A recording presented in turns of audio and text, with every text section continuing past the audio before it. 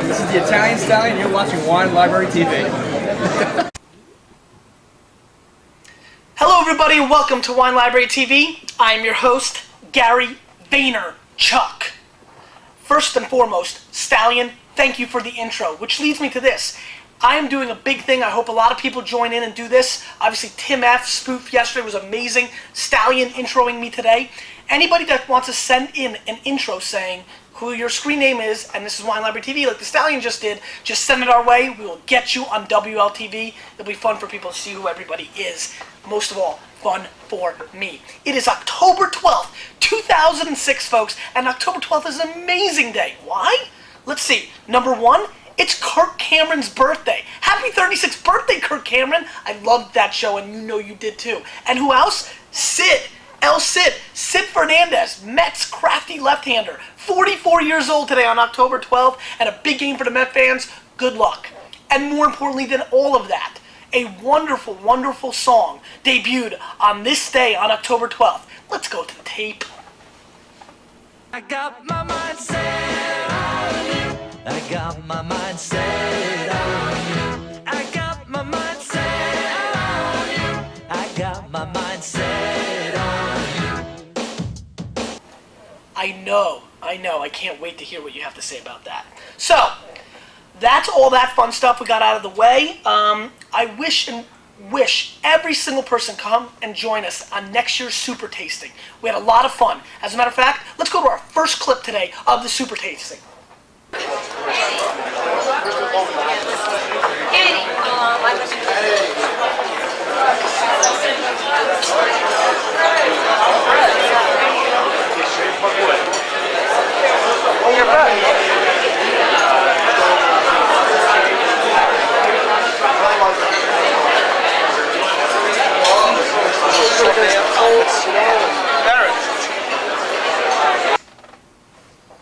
I know, you're pretty sad you weren't there now, huh? So what we have today is a very fun lineup for me. I mean, I'm really making out like a bandit.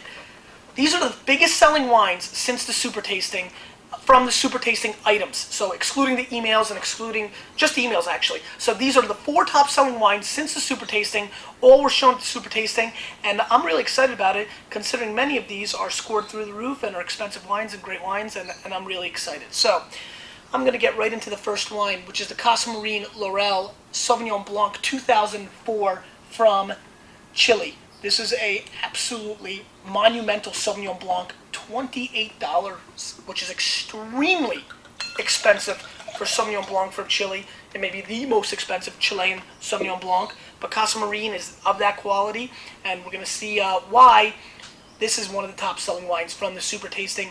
I will tell you, this one probably is the least, I don't want to say deserving, but 3 separate people bought about 25 cases in total, and so that's why it kind of snuck up into this. And obviously, those are people who enjoy Sauvignon Blanc like I do. As you can tell right off the bat, crazy golden color. I mean, like Golden Graham cereal from the 80s. I mean, very golden. And wow. What an interesting nose. Now, this is going to be a lot of fun. This is jalapeno pepper on the nose. Absolutely, 100%. And you're getting very obvious. A little bit of asparagus as well. But jalapeno, green peppers on the nose, surrounded by honey. So let's do it Tim F style. Take a jalapeno pepper, slap a bunch of honey on it, wrap it around, throw it against the wall, pick up a couple of the chunks, bring it to your table, smash it with your fist, then lick it. That's what it tastes like. Go out and try that. That's exactly what this tastes like. So really, or smells like, excuse me. Let's see what it tastes like.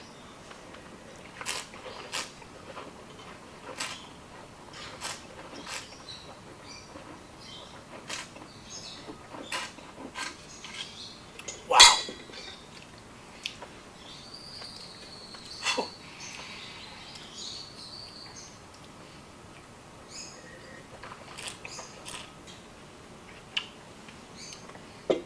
Really shocking shot of sugar hits you right away.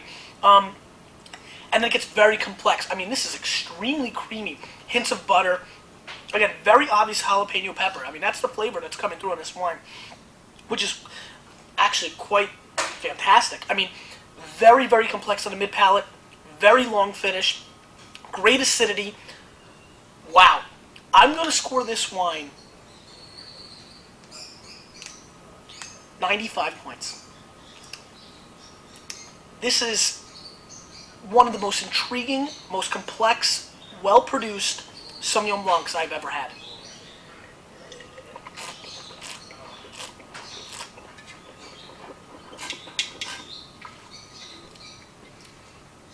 This is of the same class and cloth as the Didier Dagagnou Pouilly Fumés from the Loire Valley, which go for $40 to $70.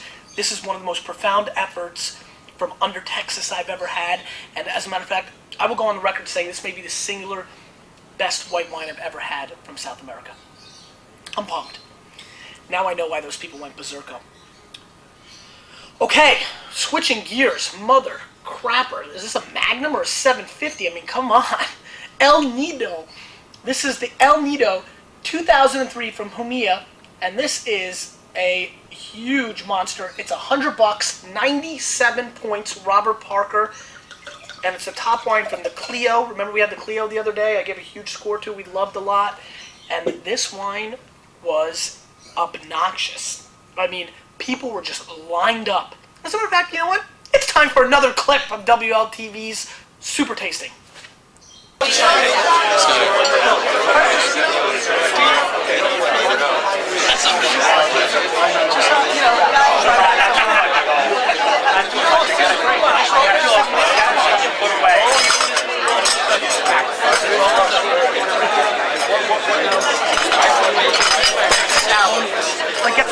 over there. Like, get wild characters, get behind these guys. You know what I mean? Cool.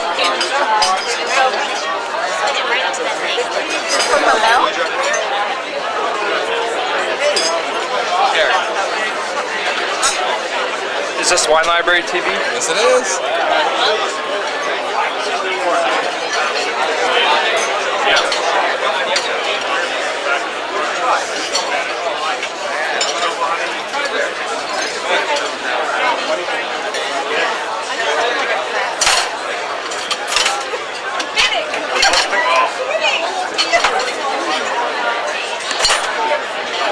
Yeah. Oh, great. You know what? I should have worn a mustache. Tomorrow night. I'll wear it. He's brought it. I'm not gonna be here. Ain't good to me again. By the way, these are my bags. Wish you were there, huh? Crazy nose, you know, ooh. You know, it's coming across like a cupcake. Remember in school when, you know, somebody's birthday came and they were like, I'm bringing cupcakes, and the mom came and they brought the cupcakes and you were so pumped that you didn't have to spell. Instead, you got to eat cupcakes. Well, the strawberry-covered ones, you know, I always rooted for those. You know, that's what this smells like. It's got a very pastry-driven nose. Very, you know, Betty Crocker nose. Let's give this a Betty Crocker thumbs-up nose. It really smells like that. It's like you're baking a beautiful strawberry tart cake thing.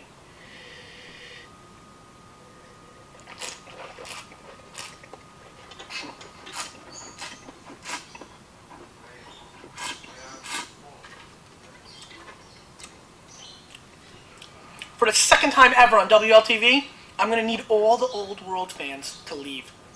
I'm going to need you to do a little fast forward, and when I point up the Pop Clement, you can join us back. This is a monstrous New World wine. I mean, sugar, syrup, just mouthfeel, like just a huge mouth coating experience. It's a one-way ride. I mean, this is not as structured really as the Clio in my opinion, but it's a fruit bomb, and it's got a ton of complexity.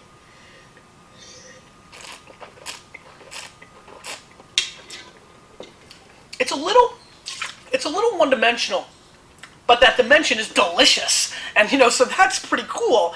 I'm gonna go 95 plus points on this. I actually think I like, believe it or not, the Clio. That's a third of the price, a little hint more. But this is a spectacular bottle of wine, and everybody that ordered it will love it.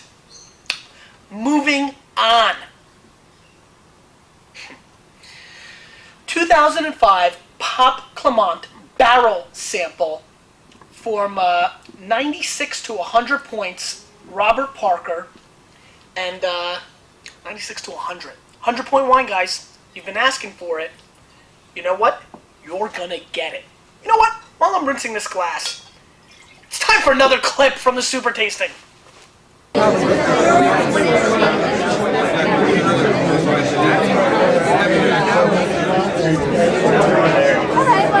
TV, man. Say hi to Library TV. All right, I'm going to stop doing that because I know you're pissed at me. Anyway, 2005 barrels. Holy crap.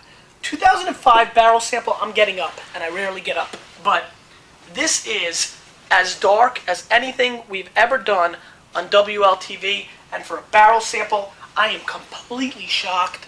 Again, 96 to 100 points. My main feeling that this was the biggest seller from tasting was because of the Parker score and everybody was buying it.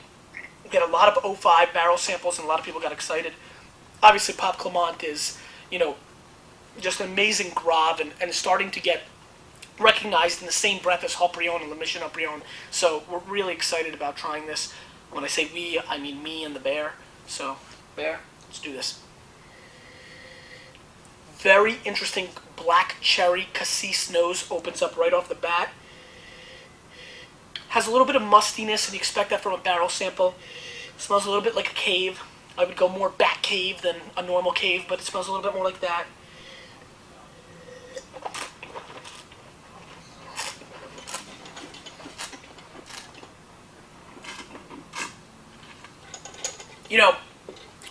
Total different direction than Nido. It's like if you were going for New World and you made a really wide turn into the forest of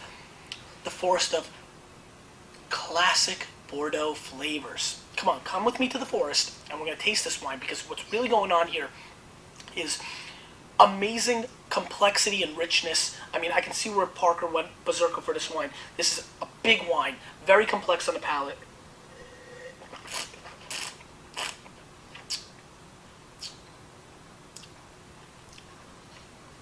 Hints of black pepper, maybe even a hint of like white truffle on the mid palate, which is very exotic. Very obvious cherry and black, almost like a cherry cola aspect on the finish, but the flavor goes on, and I mean on and on. I'm still getting different flavors popping in at every moment. I'm getting a little hit of like a little meatiness, like maybe a nice steak, cooked Pittsburgh style on the finish. You're getting that charred oak. This is very interesting and intriguing, but 96 to 100 points is a lot of points, and this is a $150 bottle of wine. I'm going to go slightly lower. I'm going to go 93 points, which could be a big surprise, but, I don't know. I just don't see the profoundness. I mean, I just see 96 to 100 points. I mean, come on. So this is extremely good, but whereas the Nido, it does what it does. It's a fun ride, and it's great stuff. This to me is just like a solid, well-constructed, just a good old-fashioned Bordeaux, but not of profound status. So I'm going to go 93.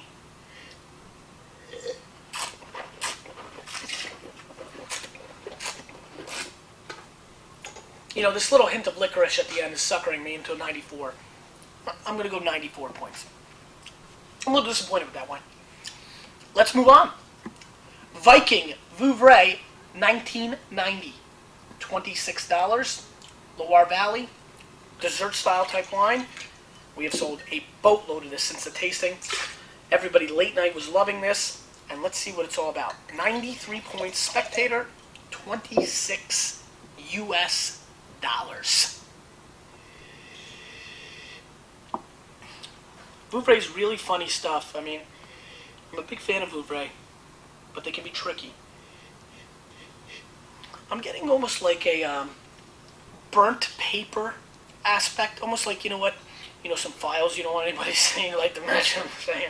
Stallion, you know what I'm saying? You light them up, and, that smoke you get from, paper goods smoke. And that's what this smells like a little bit. I'm also getting a very obvious hint of pear. Pear and cheese is a great pairing. I do it a lot, and I'm getting a nice little pear out of this.